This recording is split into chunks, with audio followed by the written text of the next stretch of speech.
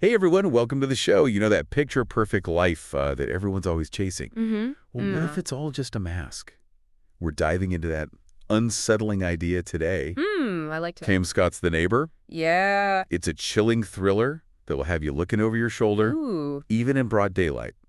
If you love getting inside the minds of complex characters and, Absolutely. just getting creeped out a little bit, Oh, yeah. hit that like and subscribe button. Yeah. You can find a link to buy The Neighbor down in the description. But we are going deep into the unsettling truth about suburban life and the masks people wear. Buckle up. So buckle up. Yeah. Right. What I find so fascinating about The Neighbor is how K.M. Scott uses this, seemingly idyllic setting of Raven Terrace to expose the fragility of that, Right. facade. Yeah. You have this classic thriller setup. I think manicured lawns, friendly block parties, but Right. beneath the surface, darkness is brewing. Yeah. And that brings us to Adam Prentice, Yes. the seemingly perfect neighbor. Right. He's a human resources consultant. He works from home. He's blending right into that picture-perfect world. Yeah. But here's where things get really interesting.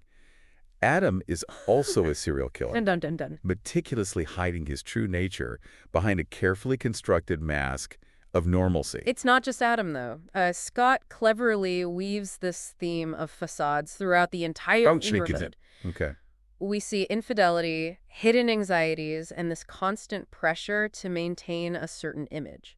It makes you, the reader, question how well you truly know the people around you. Right. And it's like everyone on Raven Terrace is playing a part, Totally. putting on this show for their neighbors. Mm-hmm. And Adam, with his super keen observation skills, is the ultimate audience. He picks up on everyone's routines, their weaknesses. He's judging them with this chilling sense of superiority. Totally. But that constant observation, I think, reveals something deeper about Adam. Oh, for sure. For sure. I think his need to analyze and judge everyone around him stems from this really, really deep-seated insecurity. By putting others down, he's attempting to elevate himself to validate his own, Oh, wow. actions. It's almost like that facade of being the perfect neighbor is a shield, Right. for this fragile ego. That's a really great point. Yeah. And speaking of unsettling characters, we have the arrival of Caroline Townsend. Ooh, yes. She's this mysterious young woman who moves into the neighborhood, and Adam, of course, immediately becomes fixated on her. Of course. But there's something off about Caroline from the very beginning. In the very beginning, yeah. Yeah. She's an enigma, right? She's like a riddle wrapped in a mystery.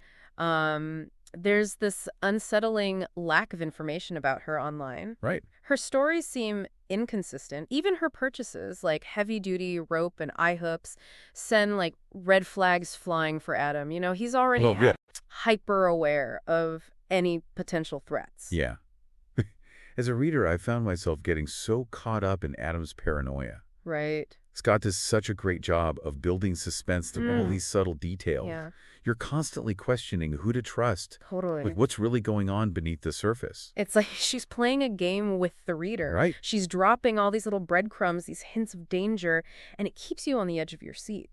And this tension becomes even more palpable when we see the fallout from Jared's affair. Oh, yeah. With Sarah Nottingham. Yeah. Remember that chaotic scene at the neighborhood party where his wife, Suzanne, Oh, my God. confronts them? Oh, that scene was explosive. Suzanne literally knocking over the snack table in a fit of rage. Right. It's such a stark contrast to the carefully curated image of suburban perfection that we see throughout the whole book. Totally. It's like this pressure cooker finally Yeah. blown its lid. Exactly. And this eruption of chaos throws suspicion on Adam because, remember, Sarah is later found murdered. Right.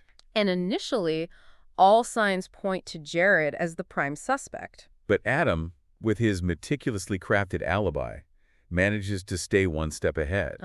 However, as he gets closer to Caroline, she starts revealing these little bits and pieces of her past. Yeah. And some of those details seem to connect to Adam's crime. This is where Scott's masterful plotting really shines. She weaves this intricate web of suspense, dropping clues that make you question everything you thought you knew about Caroline. Right. It's like a puzzle box. Yeah. Every piece you unlock leads to a new mystery. And then we have that incredibly tense dinner scene at Caroline's house. Oh, yes. Adam's suspicions are reaching a fever pitch. He notices things that suggest a carefully planned setup. Yeah. It's almost as if Scott is putting you, the reader, right there in Adam's shoes, letting you experience his growing paranoia firsthand. The brilliance of that scene lies in how Scott uses these subtle details to foreshadow the coming twist. The way Caroline avoids certain questions, Right. the almost too perfect arrangement of her home, Right. it all creates this underlying sense of unease that builds toward that shocking reveal. Welcome back, everyone. Remember where we left off with that shocking twist? Well, now we know that Caroline isn't who she seems. Yeah. She's Amanda Michael's sister. Wow. Adam's first victim. Right. For years, she's been meticulously plotting her revenge. I have to admit, when I read that reveal, Yeah. my mind was blown. Yeah. Everything just clicked into place. Her lack of an online presence, the inconsistent stories, even those unsettling purchases. It was all part of her plan to manipulate Adam. And she executes it brilliantly. Yeah. Playing on Adam's attraction to her. Right. His need for control. She even provides him with a false alibi for Sarah Nottingham's murder, ensuring his ultimate downfall. Talk about turning the tables. It's chilling how she takes Adam's manipulative tactics and uses them right back against him. Right. He thinks he's in control, Yeah. but really he's falling right into her trap. What's fascinating here is how Scott uses this role reversal to highlight a key theme of the book. In a world of facades, anyone can be deceiving. Right. The hunter becomes the hunted.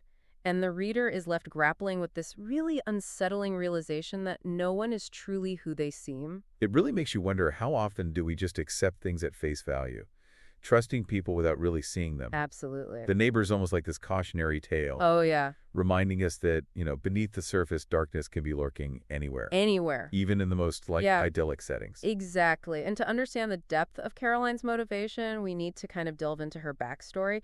It's crucial to understanding why she's willing to go to such extreme lengths for revenge. Right, because she's not just some cold-blooded killer. She's driven by this profound sense of loss and injustice.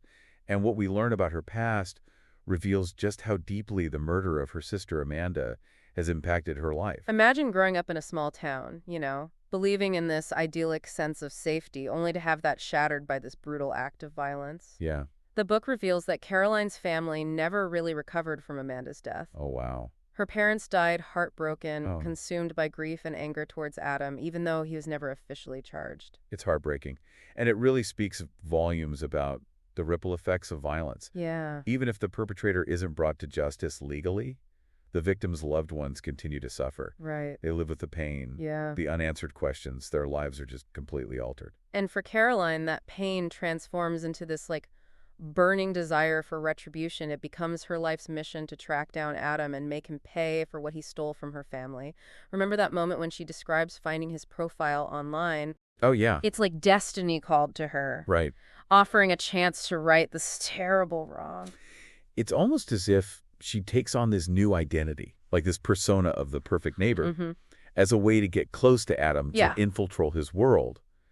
And it's just remarkable how meticulous her plan is. Yeah. She doesn't just want him dead. Right. She wants him to suffer, to experience the same fear and isolation that she's endured for years. That's a key distinction between Adam and Caroline. He's driven by primal urges, right? Lust, possessiveness, a need to dominate. But Caroline's actions are fueled by intellect. Yeah. This cold, calculating desire for vengeance. She's a master strategist. Oh, she is. Thinking several steps ahead, anticipating Adam's every move, and using his own paranoia against him. Exactly. Think about how she uses her knowledge of his running routine to stage Sarah Nottingham's murder. She sets him up perfectly, ensuring that suspicion falls on Jared. It's like she's playing chess while Adam's still struggling with checkers. Yes. Her attention to detail is incredible. Absolutely. And what's interesting is how, despite her thirst for revenge, Caroline still manages to form these genuine connections with other residents of Raven Terrace. Of course, there's a level of manipulation involved, but she understands the importance of fitting in, of appearing harmless. Right. It speaks to her acting skills and her ability to compartmentalize her emotions. It really makes you wonder how much of her is genuine, how much of it is a performance. This whole idea of identity is so central to the novel. Yeah, It makes you, the reader, question whether anyone can truly escape their past, right. or if we're all forever shaped by the events that define us. It's a question that lingers long after you finish the book. Yeah, And in the case of Caroline, that past trauma has fueled an unwavering determination to see her plan through. yeah, She's willing to sacrifice everything. wow. Relationships, career, even her own sense of morality to ensure that Adam pays for his crimes. It's a morally complex situation. Oh, for sure. It's hard to condone her actions, but at the same time, you can understand her rage. Yeah. Her need for some form of justice. She's operating in this gray area, this space where the lines between right and wrong become blurred. Yeah. As a reader, you're forced to confront your own beliefs about justice and the consequences of our actions. The nature doesn't offer easy answers. It forces us to examine those really uncomfortable questions, to acknowledge that sometimes good people are driven to do bad things. And what's particularly brilliant is how Scott uses the backdrop of Suburbia to amplify these themes. Oh, absolutely. On the surface, Raven Terrace seems like this idyllic haven, manicured lawns, friendly block parties, but as the story unfolds, we see those cracks in the facade. Exact. Infidelity, gossip, this underlying pressure to keep up appearances, it's all simmering beneath the surface. Scott peels back the layers of this seemingly perfect community, revealing the secrets and lies that so often lurk beneath the surface. Take Jared and Suzanne's marriage, for example. It's presented as this picture of suburban bliss until we discover Jared's infidelity and his desperate need for validation. Or even Kimmy Marshall, the neighborhood organizer, always trying to foster this sense of community. Right. Even she has her own anxieties, Yeah. her own insecurities about fitting in and being perceived as the perfect mother and wife. It highlights how often we present these idealized versions of ourselves to the world, Yeah, hiding our true thoughts and feelings behind carefully constructed masks. right. It makes you question whether genuine connection is even possible Wow. in a society that prioritizes appearances over authenticity. And what's so clever is how Caroline uses this to her advantage. Right. She understands these unspoken rules of the community, the importance of blending in, of playing the part. And it's almost as if by targeting Adam in this setting, Yeah. she's exposing the hypocrisy and vulnerability that often lie hidden within these seemingly perfect communities. It's as if she's using Raven Terrace as a stage to expose the dark underbelly of Suburbia, reminding us that evil can flourish anywhere, even in the most unexpected of places. Right. And it makes that final confrontation between Caroline and Adam all the more powerful. Oh, yeah. The truth is out in the open. She exposes him for the monster he's stripping away, that carefully cultivated facade. It's chilling, but ultimately Yeah. a satisfying moment. It's a climax that's been building throughout the entire novel. And as we move into the final part of our deep dive, Okay. we'll explore the aftermath of Adam's demise and the lingering questions that it leaves us with. Okay, great. I'm ready. Stay tuned. Welcome back to the deep dive. We uncover all those dark secrets of Raven Terrace. Right. Yes. We explored this twisted mind of a killer. Right. We saw Caroline's intricate plan for revenge. Uh-huh. And now we're left with the aftermath. Right. Adam is gone. Yeah. But the ripples of his actions and Caroline's choices, Oh, yeah. they continue to spread. The ending of The Neighbor really leaves us with a lot to unpack. Yeah, it does. Adam's death brings this sense of finality, but it's a victory that's like shrouded in secrecy. Right. The police rule his death as natural causes. They're totally oblivious to Caroline's role in it all. So in the eyes of the law, justice hasn't really been served. And that raises such a complex moral question. Does Caroline achieving this, very personal but hidden form of justice provide true closure, or does it trap her in a cycle of darkness? Yeah. The book doesn't give us any easy answers. It leaves you, the reader, to wrestle with those implications. Exactly. On the surface, she might feel a sense of satisfaction knowing that she was the one who brought Adam down, but there's this hollowness to it. Yeah. You know, there's a price that she's paid. Caroline now has to live with the weight of her actions, knowing that she took a life, even if it was the life of a killer. And what I thought was so striking is how quickly life on Raven Terrace just returns to a semblance of normalcy. Oh, totally. Yeah. There's this brief period of shock, Yeah. but within days, Adam's absence barely registers. The block parties remain, the gossip continues. It's like nothing has changed. Except for Kimmy. Oh, right. Remember how she reacts to Adam's death? She's genuinely saddened. She tells the police he was a good neighbor, someone they all got to know. Right. It's heartbreaking because it really highlights how effective Adam's facade was. Yeah. He deceived an entire community, even those who believed they knew him well. It's this chilling reminder that we often see only what we want to see. Right. We construct these narratives about the people around us based on limited information and our own assumptions. The neighbor forces us to confront that, really uncomfortable reality. Absolutely. And it raises this really important question for us as readers. How well do we really know the people we interact with every day? Are we all just playing roles, presenting these carefully curated versions of ourselves to the world? Right, because the neighbor doesn't just explore the darkness within individuals, right? It shines a light on the darkness that can just fester within communities. For sure. Remember how beneath the surface of those, perfectly manicured lawns and the friendly gatherings, Yeah, there's this current of secrets and lies and these unspoken anxieties. totally. It's almost as if Raven Terrace becomes this, microcosm of society itself. Right. It's this stark reminder that even in the most idyllic of settings, evil can flourish. And it often thrives in the shadows, hidden behind these facades of normalcy and respectability. So as we wrap up our deep dive today, what does it all mean for you, the listener? What are some key takeaways from The Neighbor? For me, it's a powerful cautionary tale about the importance of being vigilant, looking beyond the surface. Yeah. Don't be afraid to question your assumptions, to trust your instincts. If something feels off, don't just dismiss it. Pay attention to the details, the inconsistencies, the things that don't quite add up. And remember, even in the seemingly safest environments, Yeah, danger can lurk closer than you think. right.